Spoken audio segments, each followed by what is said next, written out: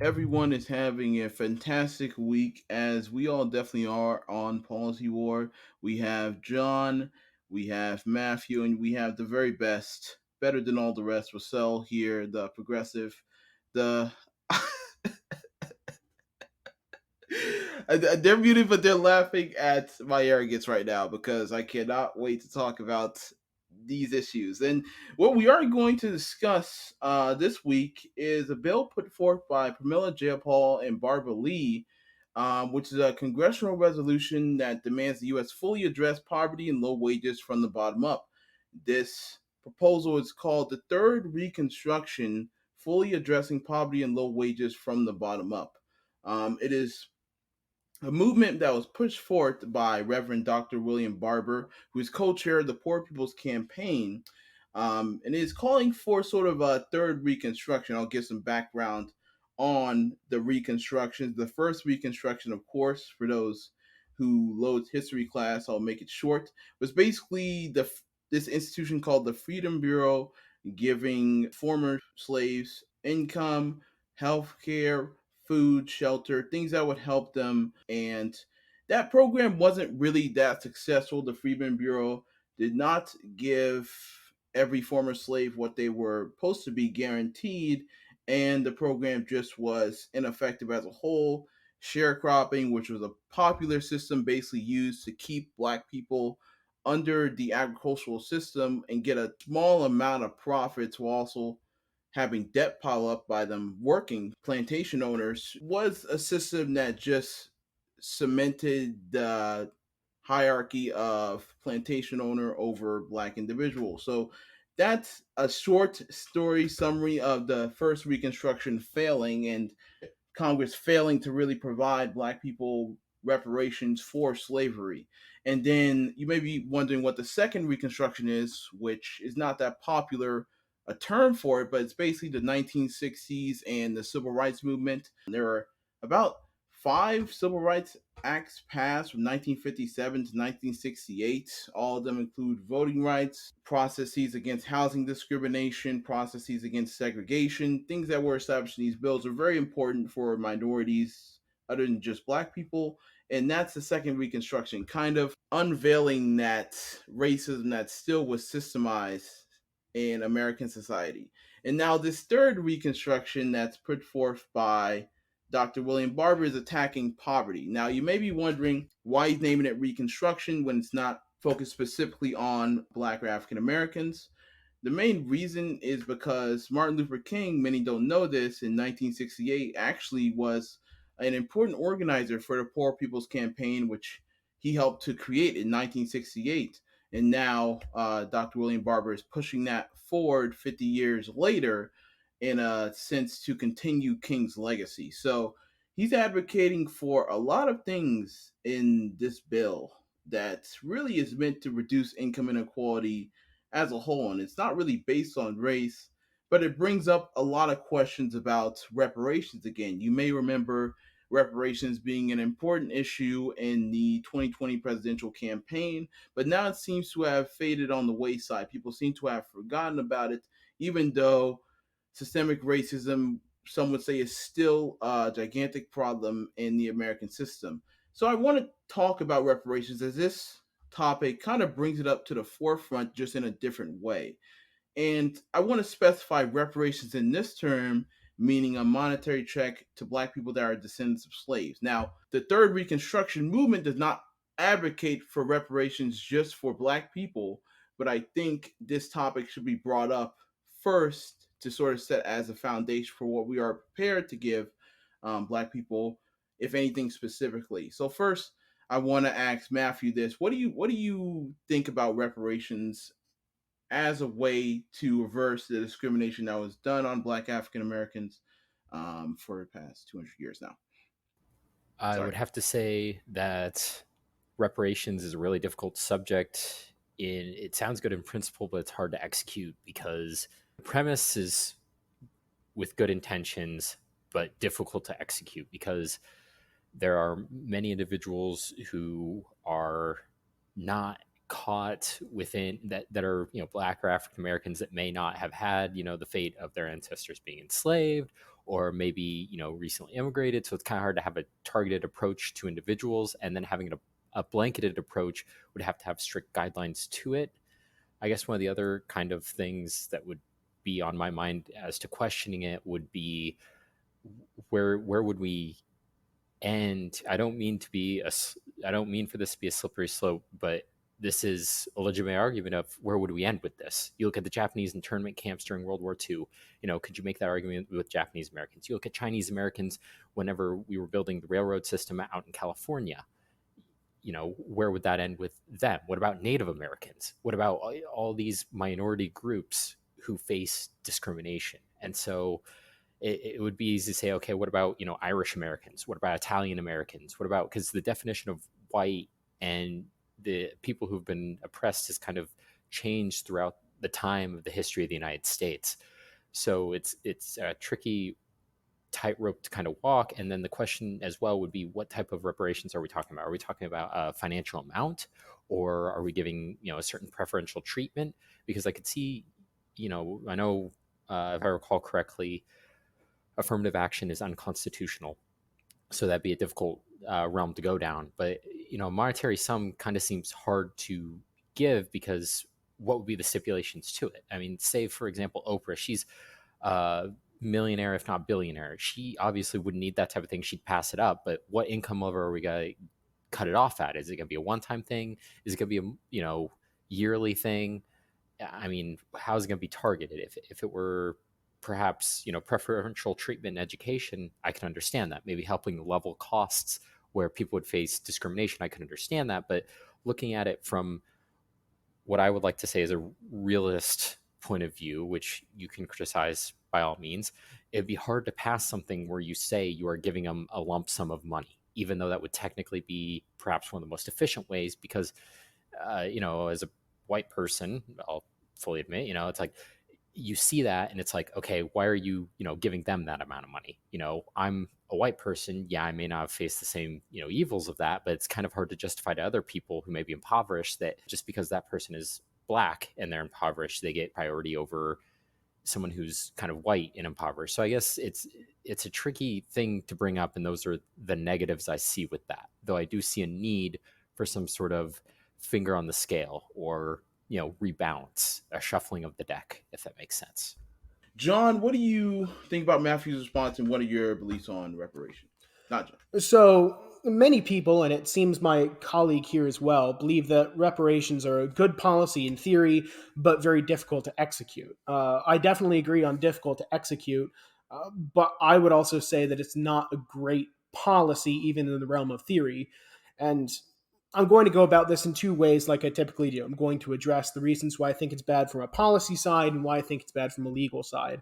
Let's start with the legal, because that's more concrete. I think it's blatantly unconstitutional to have a program that bases the requirements to receive a lump sum of money or other certain benefits administered by the government on the basis of race. I see no way where that can pass muster on any reading of the Equal Protection Clause, even with some of the more problematic instances of judicial rulings that we've had in the past. I will also say that people a lot of times will bring up the Japanese Americans who were interned during World War II. We actually did have a program of reparations for them, and it's a program that I was perfectly fine with for this reason. It was not actually predicated on their race. It was predicated on their experience. Those reparations were handed out to individuals who were actually interned. It was not based upon a claim of problems stemming from that, which, while they may exist, it is very hard to articulate those into a cognizable, concrete harm. And I feel like that is going to be one of the major requirements that I would like to see in order for any program like this to pass muster.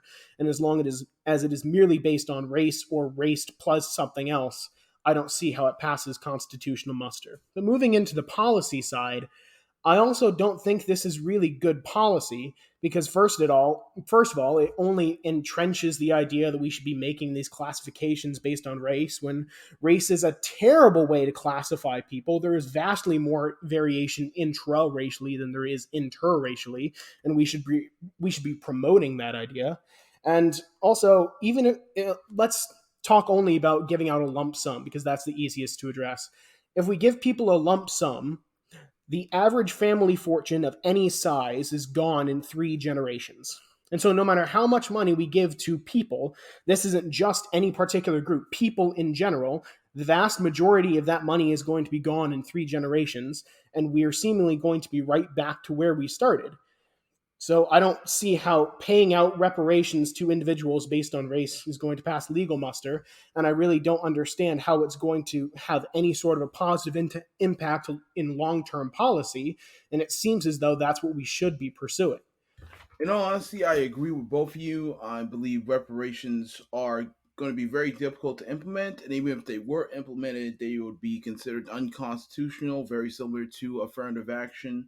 It's just a policy that is good in principle. I mean, I agree with it in principle, but then you look at all the obstacles that are in the way and a possible increased resentment that will be towards African Americans for receiving this additional welfare that the majority of people that are paying for it are not receiving. It would not solve the issue of poverty on America as a whole. And I want to go to that issue, which the Third Reconstruction Act does focus on in a more holistic way. And some of the policies that the bill supports are policies that have been advocated for the past decades now. I mean, they want to increase the poverty level to a higher income. So that this basically means people that are living paycheck to paycheck, they'll be more likely to put on the poverty level and receive welfare rather than the minimalized poverty level we have right now, where if you're making a full-time job work making $7.50 an hour, which is abysmal to anybody that lives almost anywhere in America, but you're still right above the poverty level. So this bill would increase the poverty level, so people making minimum wage would most likely still be under the poverty level. Another detail they advocate for is ensuring paid family leave and medical leave for all workers. And this is something that countries all over the world have. The bill's biggest proposal is advocating for a federal jobs program that prioritizes low income communities. So think FDR's New Deal during the Great Depression.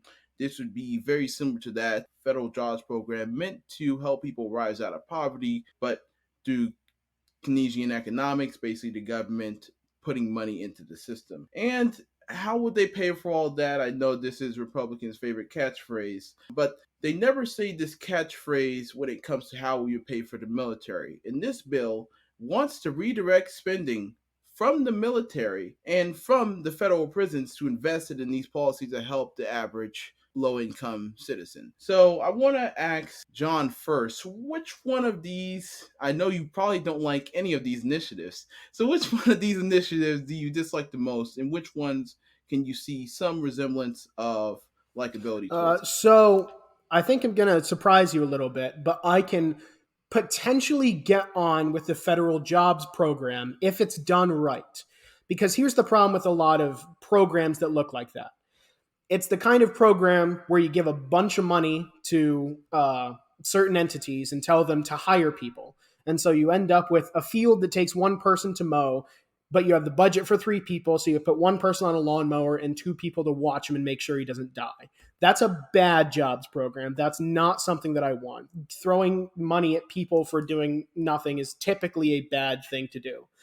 But we right now in the United States have a really bad infrastructure problem. We need to be spending money on infrastructure, improving it, and that includes not just roads and bridges, but it needs to be upkeep on our oil pipelines, upkeep on the rest of our electrical grid. There is all sorts of stuff that needs to be done, and it's powers that are squarely within the authority of the federal government.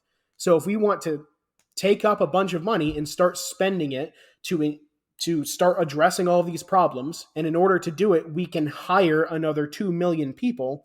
That is a great jobs guarantee. That's how those kinds of programs are designed to work. And I think that would be excellent for the economy. So a jobs program that actually has a real job for people to do, I think is a good way for the federal government to be spending money to ensure the economy continues to grow and to try and pull people out of poverty. Not for nothing, however, I also want to address that in regards to taking money away from the military in order to pay for some of these things, The thing with the military is we're not spending all of the money on bullets. A lot of that money also goes to what the military is in part designed to do when we have a general peacetime, which, regardless for all of the police actions and other things we do, we are in general peacetime. But the design of the military for the last few hundred years has been it is a vehicle to pull people out of poverty. It does a very good job of that.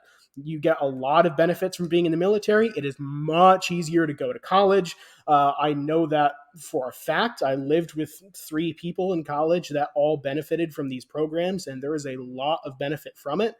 And so I think we do also have to be careful that we're not, pulling away from one program that achieves this object in part to put it into a different program that achieves this object in part.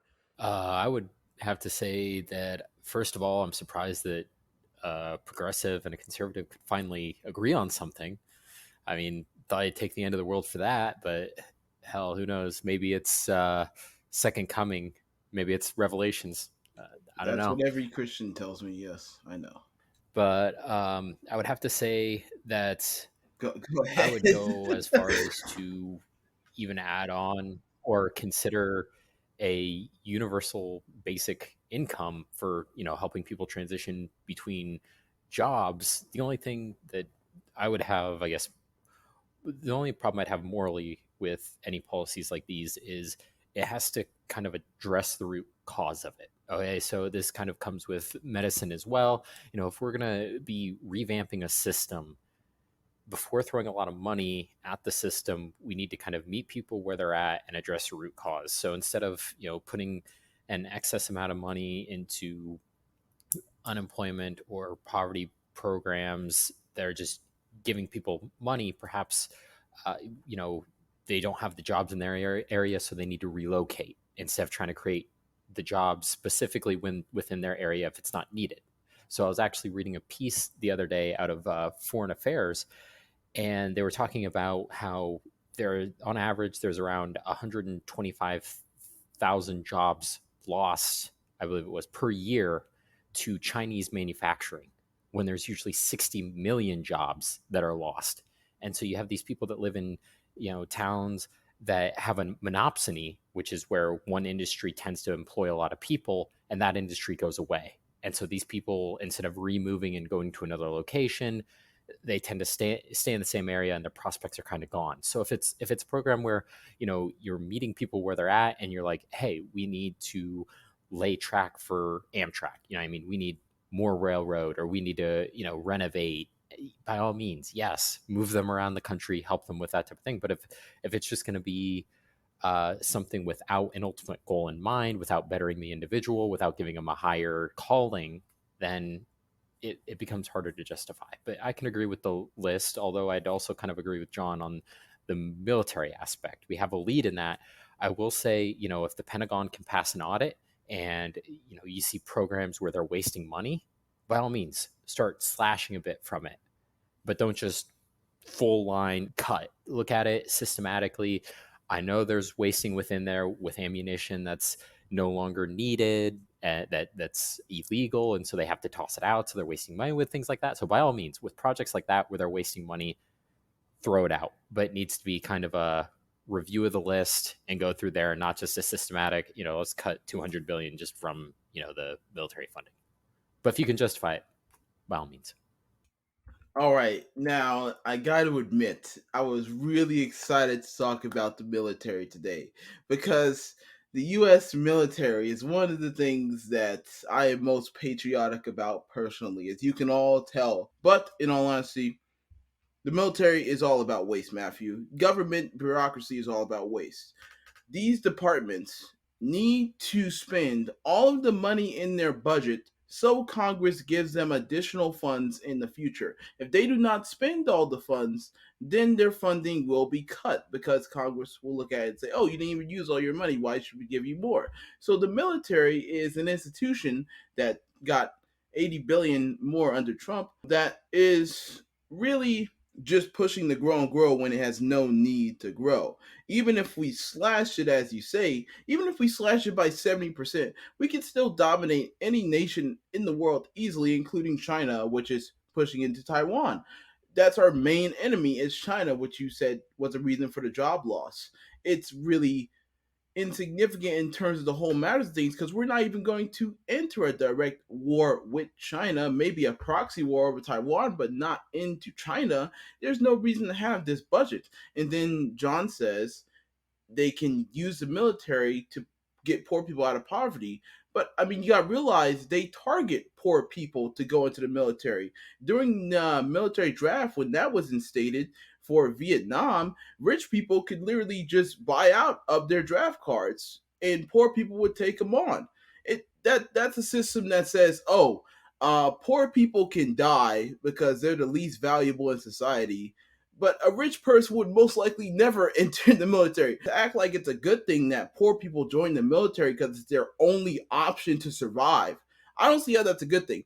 I shouldn't have to risk my life just to put food on the table. That's not a good country system. It's, in all honesty, a manipulative one. And I think what this third reconstruction is doing is to make it so black African Americans, who are at a higher percentage in the military than white Americans in terms of the percentage of people that go in there. So that isn't an escape route. You shouldn't have to be MOS into infantry and die by an IED bomb and take that risk just to make some money to survive. I think that's really immoral, and it's something that we shouldn't treat with as much laxity as I heard just now. And I do want to say, other than that, it wasn't mentioned that much, but the paid family leave and medical leave is something that should have been initiated half a century ago, mostly because over 120 countries have paid maternity leave. This is something the United States does not even have guaranteed. If a woman is pregnant and she cannot get guaranteed leave from her job. I mean, isn't that insane to you? The US seems barbaric when you compare it to other modern nations in everything but its military force. Let's just go ahead and run with paid family leave.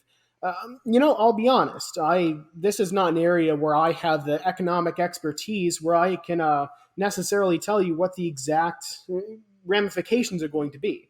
What I can tell you is if those ramifications are positive, then it's probably a good policy to pursue, and we have a wonderful machination to pursue those kinds of policies, and those are the states. And I don't think you can have a federal mandate in this area without another expansion of the Commerce Clause. And so I'm going to go ahead and say the F word that, Russell, I know you hate so much, but this is a wonderful opportunity for federalism to take over. And if people want paid family leave and paid medical leave, they should advocate for it from the state government, and then democracy shall take its course. Yeah, I think that's also something you could say about a lot of other provisions in this particular bill. Well, first of all, to address federalism there, it sometimes takes a pretty long time for democracy to take its course. But I do agree with the idea that states should be able to implement this somewhat to their leisure, but kind of harkening back to the minimum wage conversation we had months ago, the government should be a pace setter with that. They should be kind of giving an idea of here's where we want to trend the country. So I do agree with you as long as there's some sort of pace to it, because some states can be incredibly behind on that or have different priorities. And when it comes to medical leave and maternity leave, I would have to say around the same thing. I don't have the most expertise when it comes to that type of policy. The possibly a few arguments I could see against it, just to kind of give a bit of a counter argument, is at what positions would you allow it? And would that also apply to the other family members as well? Are we talking like maternity and possible paternity leave, or would it just be the mother? And what if you have two income households, or you don't have individuals who have like a professional job, or anything where it's just a second income that is not progressing into a further career field, I guess I should say. Because in my mind, like, maternity leave is one of those things where you're in the business world, you're moving on up, you're trying to make it up. But the problem is that whenever you have that leave, you're outside of the system, and then male workers who probably don't have to deal with that problem end up getting promotions or kind of benefiting from you being gone. So I guess another thing is like, how would you account for that?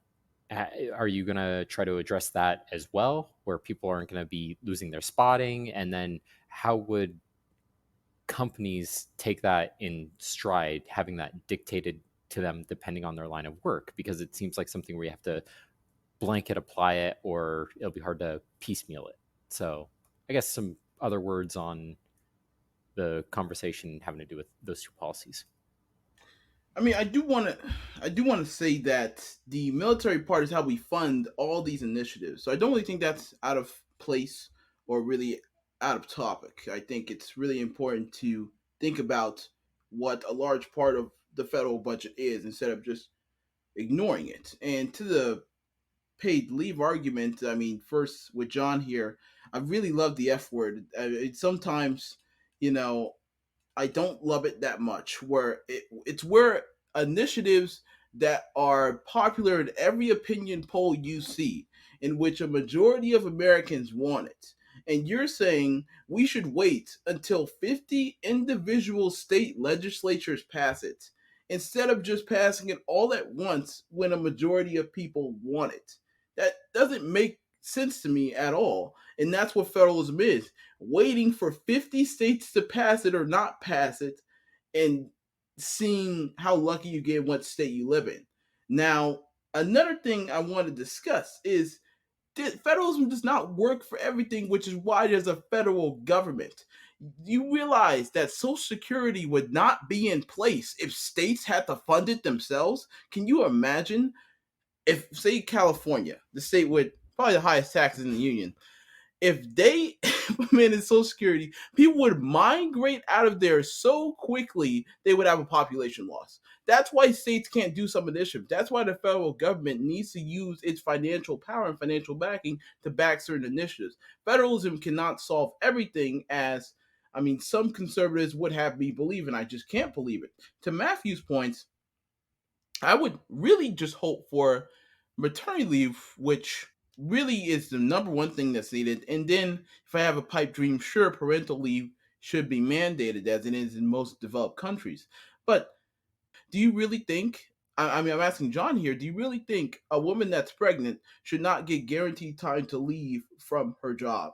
I mean, that's really the question I'm asking you. And why should that be a state by state issue when it's obvious that should just be enacted in every state in the union? Okay, we're going to answer that question in a federalism speed round because we're running out of time. So, federalism is not waiting around for all 50 states to agree. In fact, federalism is allowing individual states to move forward on policies that they like without the other individual states. So, if California wants to do some crazy progressive stuff, they can do it. We have a federal government with specific powers that are not delegated to the states because, yes, the federal government is better to do some functions. That's why the federal government gets so many powers from the Constitution. The question of federalism is, should they be allowed to use that powers in all sorts of these other things when sometimes states should be able to go their own way because the people of that state want to do their own thing, not beholden to the federal government in a power that is not already delegated to them by an agreed upon previous document. And finally, to your policy question, I think, ceteris paribus, that women should be able to take paid leave when they're pregnant. I think that would be a good policy. I'm not an economist who's an expert in the ramifications on that policy for employees or employers. And so I would tell you that I would want to talk to someone who is an expert on that before I advocated for a specific policy change. But I think that in general, that would be a good idea. I would like to see it come from the states because I want what the states people, what the voting persons of the states want to be supreme in this particular issue and not the voting polity of the country enforcing it upon every state simultaneously.